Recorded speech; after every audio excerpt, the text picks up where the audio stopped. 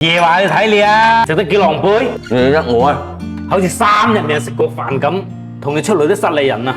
我食我嘅，你食你嘅，執咩禮人喎？你哋一人少句啦，有乜好嘈啫？大鵬哥係佢話我先噶嘛，唔抵話麼？成隻餓鬼咁，你又餓鬼，上次借我嗰500蚊啊，快啲還翻俾我啦！你問我借錢嗰時，你唔睇下你自己有幾狼狽？還咪還咯，好似好巴閉咁，我而家攞俾你。六哥，六哥，夜話兄弟一場，你知係樂哥要面噶啦，你當住第二個人嘅面叫佢還錢，唔啱規矩噶。咁又係，我第一時衝動先咁講啫，又係佢話我先嘅。夜話做人永遠唔好因為嬲而講出啲刻薄嘅說話，你嘅怒氣會過去，但你刻薄嘅說話咧會傷人好累噶。哦，咁啊係哦，咁我出去同佢道歉先。快啲去啊！樂哥，樂哥，我啲演技得唔得？得，配合得非常之好，又作大鵬哥一餐，下次繼續。得，實冇問題。不過下次你要做騷人喎。唉，又上當，呢兩條友仔啊！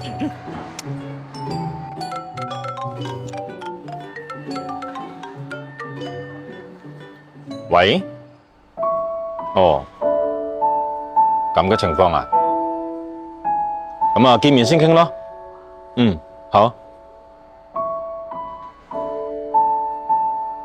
立哥，呢件事我真係唔清楚，但你話夜華為咗錢將份方案透露俾其他公司，我相信佢唔會咁做。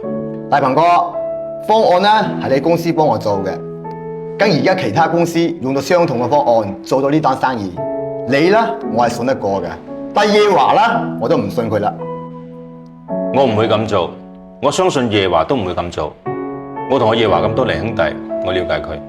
大鵬哥，人呢喺利益面前就會變噶嘛，跟夜華攞呢個客同佢換錢都唔奇怪噶。立哥，你公司份方案我冇透露俾任何人知，你冇冤賴我啊！夜華，坐低先，冇亂講嘢。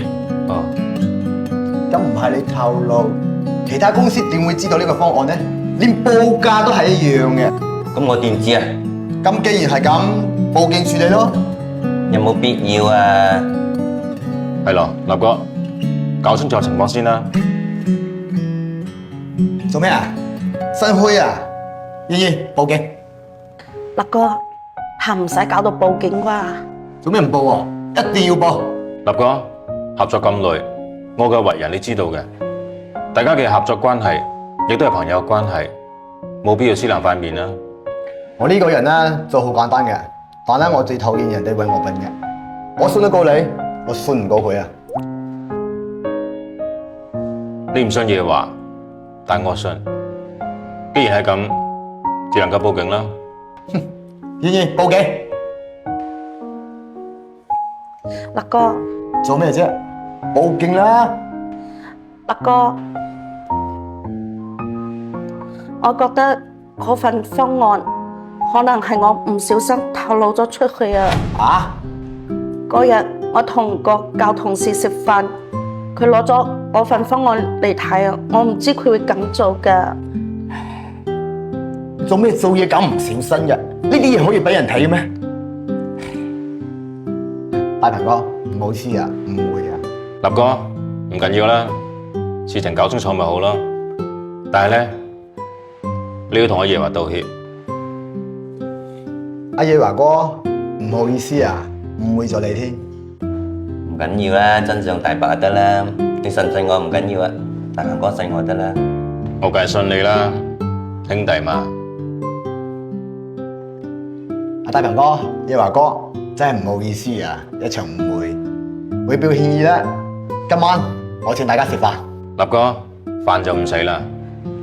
畢竟咧，你都係性情中人，我亦都冇怪你。事情搞清楚咪得咯。不過咧，你先處理好你嘅事情先啦。好嘅，大鵬哥，咁我先走啦。好。慢慢啊，立哥。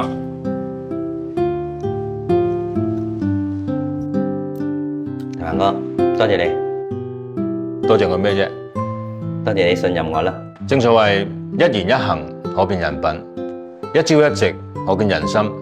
係你俾到信任我，我先會信你嘅。不過呢，中午嗰餐我都未同你計，搞埋呢咁嘅小聰明。聽日你同樂哥請我食飯啊！